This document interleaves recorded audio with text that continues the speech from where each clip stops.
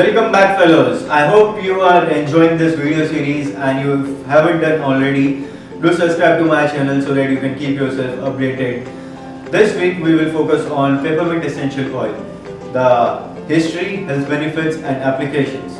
Peppermint essential oil has been used by Romans, Egyptians and Greeks in the ancient era, and we continue to use peppermint essential oil in this era as we have been using it in ancient ages.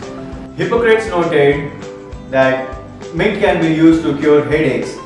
Ibn Papyrus, a medical scientist from the ancient era, noted Egyptians used mint to cure vomiting and flatulence.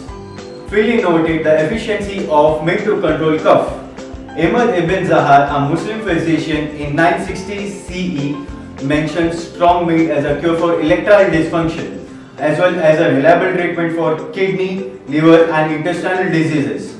John Gerhardt recommended peppermint as a cure for hiccups. There are many more.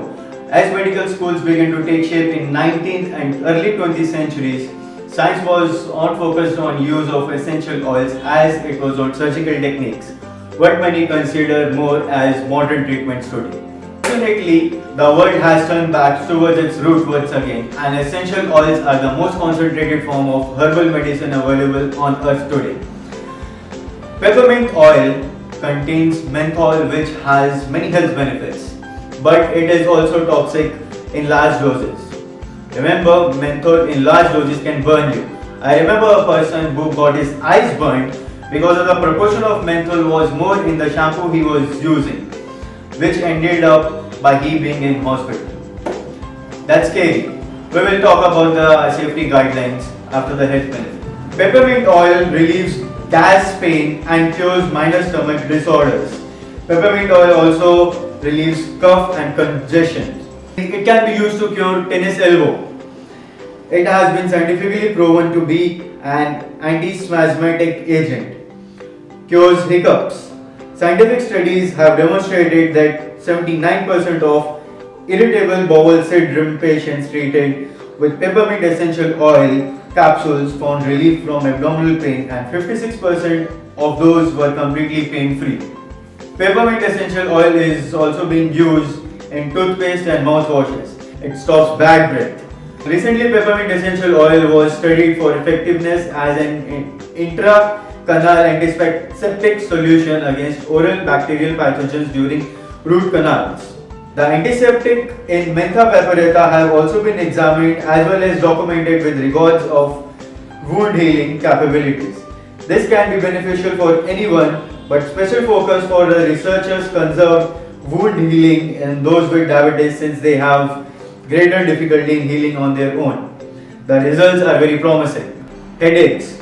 Peppermint essential oil gained reputation over centuries as a certain cure for headaches. Research supports effects of peppermint essential oil when used in combination with ethanol on headache symptoms, decreased sensitivity while increased the ability to concentrate. Hair growth. This may be one of the additional benefits. Studies comparing Mentha peperita to minoxidil demonstrated that the peppermint essential oil had 92% hair growth rate as compared to 55% of minoxidil without the damaging side effects. There are many more uses of peppermint essential oil, but I am going to stop right here and allow you to do your own research. Let's head over to the safety guidelines. This is really very important. So make sure I have your complete attention. Peppermint essential oil should never be used by pregnant women. Peppermint essential oil can cross the placental barrier and reach the child. Additionally, as many members of the mint family, peppermint is contradicting during pregnancy. Peppermint essential oil should never be used by lactating women, as it will cause milk to dry up. Peppermint essential oil should never be used on children under 6 years of age, as menthol has been known to arrest breathing. People with gallbladder inflammation, liver disease, hernia, gastroesophageal reflux or obstruction of bile ducts should not use peppermint essential oil, as it can contribute to worsening of these conditions. For cancer patients, taking 5-fluorouracil peppermint essential oil can increase skin absorption of drug. It is extremely important to discuss the use of peppermint essential oil with your doctor before starting any kind of treatment. Patients with diabetes should consult their physicians to use peppermint essential oil as it may lower blood sugar levels. Peppermint essential oil should not be used topically near the face, near the eyes, nose or mouth. Caution should be exercised with the use of peppermint essential oil as it is known to irritate mucous membrane when inhaled. I hope you understand the safety guidelines before using any kind of essential oils. Now let's head over to the applications of peppermint essential oil. Hair growth. Mix 3 drops of peppermint essential oil in 1 spoon of jojoba oil. Rub on the scalp daily to promote hair growth.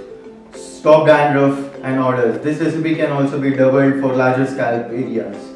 Begin treatment like 2 times a week, or maybe you can increase it to 3 times a week, and you will see results in 6 months of continuous usage.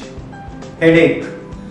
Take 1 drop of peppermint essential oil, 1 drop of lavender essential oil in 1 teaspoon of almond oil. For those who are having very sensitive skin, they can use 2 teaspoons of almond oil and 1 drop of peppermint essential oil, 1 drop of lavender essential oil. Apply it on the temples of your head and make sure you do not touch your hands near the eyes. This can also be diffused in a diffuser. You can put water in your diffuser, put 1 drop of lavender, 1 drop of peppermint, or you can even increase the dosage in the diffuser depending on the size of your diffuser. And you can diffuse it for a couple of hours in your room and you will have the benefits. That's it for now. I hope you are enjoying the video series, and if you haven't done already, do subscribe to my channel and keep yourself updated. See you next time.